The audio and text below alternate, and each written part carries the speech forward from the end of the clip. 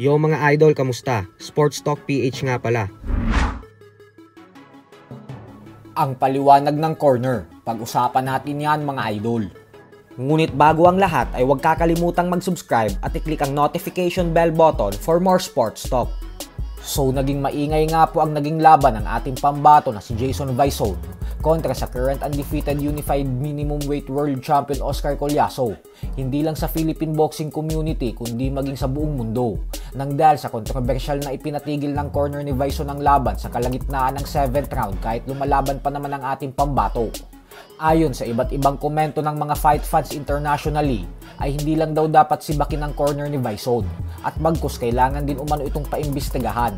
Habang ang TV network naman na DAZN na siyang nagpalabas ng laban ay napapost din at napatanong kung ito na daw ba ang pinaka nakakabaliw na corner stoppage na nakita natin. Maging ang mga commentators ng laban ay naiwang dismayado at hindi rin makapaniwala sa naging desisyon ng corner ni Vaison, lalo pat 3-belt unification fight daw ang laban na ito. Habang ang MP Promotions President Sean Gibbons naman ay lubos ang panghihinayang dahil isang beses lang daw dumating ang pagkakataon na ganito na mapalaban sa isang world title fight. Pero kanina nga lamang po ay nakausap na ng journalist na si Ryan Songalia ang promoter ni Vaison. At ayon nga daw sa promoter ay dahil umano sa pagbaba ng timbang ni Vaison sa 105 pound limit ng minimum weight division ay nanghihina na ito. Bukod dyan ay nakikita daw kasi nila na nagkakaroon na ng issue si Vaison sa balanse nito. Bagay na kailanman umano ay hindi nila nakita sa Filipino challenger. Kaya naman dahil umano doon ay nagpa siya ang corner na ipahinto na lang ang laban upang masigurado ang kaligtasan ni Vaison at walang masamang mangyari sa kanilang fighter. Subalit ang nakakagulat nga po dito ay sa kabila ng sobrang dikit ang laban ng dalawa, ay atin pong napag-alaman na 59-54 ang score ng tatlong hurado pabor kay Collazo. 5 rounds ang ibinigay nila sa kampiyon at isa lamang para sa ating kababayan.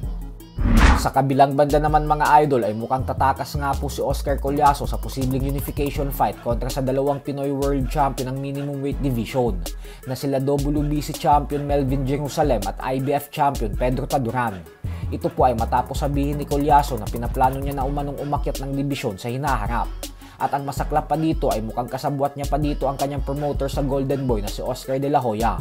Dahil nang matanong ito kanina sa interview patungkol sa plano niya para kay Collazo, ay hindi man lang nito binanggit ang potensyal na laban kontra kay Jerusalem at Taduran. At bagkus ang sinabi nito ay papaakyatin niya na daw ng timbang si Collazo. Habang si Vaison naman ay sinabing nagulat daw talaga siya sa ginawang pagtigil ng laban. Pero nire-respeto niya umano ang desisyon ng corner niya dahil alam niya naman daw na ginagawa lang nila ito para sa kaligtasan at ikabubuti niya. So hanggang dito na lang po muna tayo mga idol.